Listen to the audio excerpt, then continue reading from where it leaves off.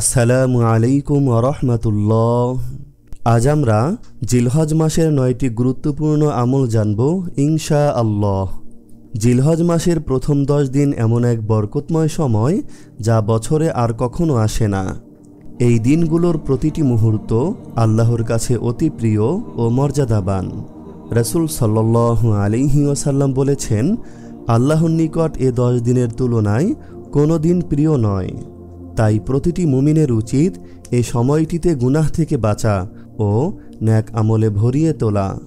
চলুন জেনে নেই এই পবিত্র ১০ দিনে আমাদের করণীয় ৯টি গুরুত্বপূর্ণ আমল সম্পর্কে। তা হল, নম্বর ১, ফরজ ও নফল সালাতগুলো গুরুত্বের সাথে আদায় করা। সালাত হলো ঈমানের প্রমাণ, বান্দার জন্য আল্লাহর দরবারে পৌঁছানোর সেতু। জিলহজের প্রথম ১০ দিন আল্লাহর কাছে সবচেয়ে প্রিয় সময়গুলোর অন্তর্ভুক্ত। তাই এ সময় প্রতিটি নামাজ আরও বেশি গুরুত্ব ও আন্তরিকতার সাথে আদায় করা জরুরি। ফরজ নামাজ সময় মতো পড়া যেমন আবশ্যক, তেমনি নফল নামাজও, যেমন তাহাজ্জুদ, ইশরাক, চাশত ও আওবিন, এই দিনগুলোতে অধিক সওয়াবের মাধ্যম। এই সময় সালাতে শুধু শারীরিক উপস্থিতিই নয়, হৃদয়ের সম্পূর্ণ মনোযোগ দেওয়াটাও আল্লাহর নিকট অত্যন্ত প্রিয়। সালাত গুনাহ থেকে রক্ষা করে এবং আল্লাহর ভালোবাসা অর্জনের সেরা উপায়। নম্বর ২, প্রথম ১০ দিনে বেশি বেশি রোজা রাখা, বিশেষ করে ৯ জিলহজে আরাফার রোজা রাখা। জিলহজের প্রথম ৯ দিনে রোজা রাখা অত্যন্ত ফজিলতপূর্ণ। বিশেষ করে ৯ জিলহজ অর্থাৎ আরাফার দিনে রোজা রাখা এক মহা সওয়াবের কাজ। রাসূল সাল্লাল্লাহু আলাইহি ওয়াসাল্লাম বলেন, আরাফার দিনের রোজা গত বছরের ও পরবর্তী বছরের গুনাহ মাফ করে দেয়। এদিনটি হযরত ইব্রাহিম আলাইহিসসালামের ত্যাগ, হজের পবিত্র স্মৃতি ও দোয়া কবুলের মহান মুহূর্ত। তাই সামর্থ্য থাকলে এই দিনগুলোতে রোজা রাখুন। বিশেষ করে আরাফার রোজা কোনোভাবেই হাতছাড়া করবেন না। নম্বর ৩, তালবিয়া, তাসবিহ, তাহমিদ ও তাকবীর বারবার পাঠ করা। জিলহজের প্রথম ১০ দিনে আল্লাহর জিকিরে জিহ্বা সতেজ রাখা অত্যন্ত গুরুত্বপূর্ণ। এ সময় সুবহানাল্লাহ, আলহামদুলিল্লাহ, আল্লাহু আকবার, লা ইলাহা ইল্লাল্লাহ ইত্যাদি বারবার পাঠ করা আল্লাহর নিকট খুবই প্রিয়। নম্বর ৪, কোরআন তেলাওয়াত ও জিকিরে সময় দেওয়া। জিলহজের বরকতময় দিনগুলোতে কোরআন তেলাওয়াত ও আল্লাহর জিকিরে কাটানো সবচেয়ে মূল্যবান ইবাদতগুলোর একটি। কোরআন হলো আল্লাহর বাণী, যা হৃদয়কে প্রশান্ত করে ও গুনাহ থেকে ফিরিয়ে আনে। এ সময় প্রতিদিন কিছু সময় নির্ধারিত করে কোরআন তেলাওয়াত করা এবং দোয়া, ইস্তেগফার, দুরূদ ও তাসবিহে লিপ্ত থাকা একজন মুমিনের জন্য অনেক ফজিলতের কাজ। নম্বর ৫, গুনাহ থেকে বেঁচে থাকা ও তওবা করা। বিশেষ করে আরাফার দিনে রোজা রাখা, ইস্তেগফার ও কান্নাকাটি করা। জিলহজের প্রথম ১০ দিন আত্মশুদ্ধির শ্রেষ্ঠ সুযোগ। বিশেষত আরাফার দিন হল গুনাহ মাফের এক অনন্য সময়, যেদিন আল্লাহ বান্দাদের সবচেয়ে বেশি ক্ষমা করেন।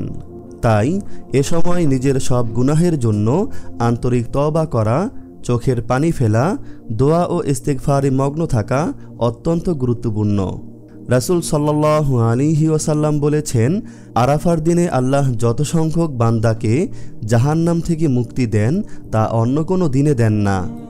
নম্বর ৬, গরিব অসহায়দের দান সদকা করা।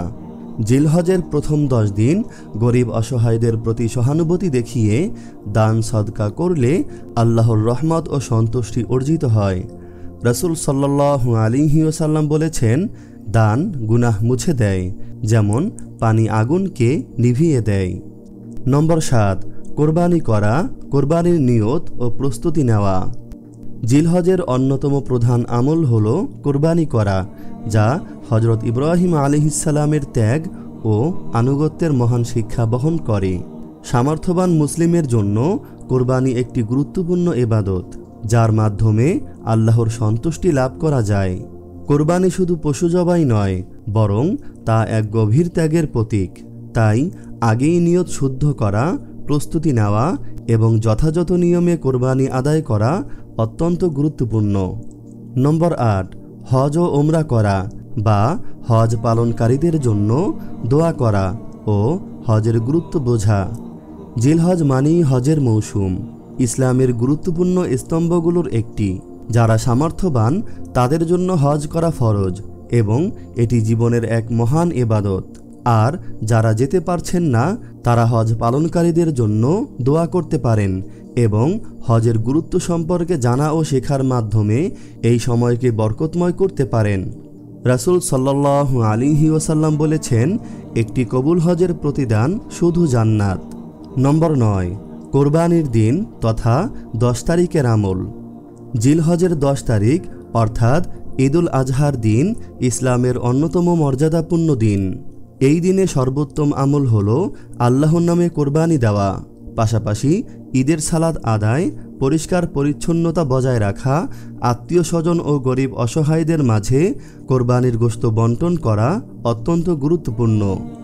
এ দিনটি যেন আনন্দ, ত্যাগ, শকর ও ইবাদতে পরিপূর্ণ হয় সেদিকেই আমাদের মনোযোগ থাকা উচিত। আল্লাহ বলেন, তোমাদের কোরবানির গোশত বা রক্ত আল্লাহর কাছে পৌঁছে না, বরং পৌঁছে তোমাদের তাকওয়া। আল্লাহ তাআলা আমাদের সবাইকে জিলহজের প্রথম 10 দিন বেশি বেশি ইবাদত করে আল্লাহর নৈকট্য অর্জন করার তৌফিক দান করুন, আমিন। আপনি যদি এরকম ভিডিও আরও পেতে চান তাহলে এই চ্যানেলটি সাবস্ক্রাইব করে পাশে রাখা বেল আইকনটি অন করে দিন।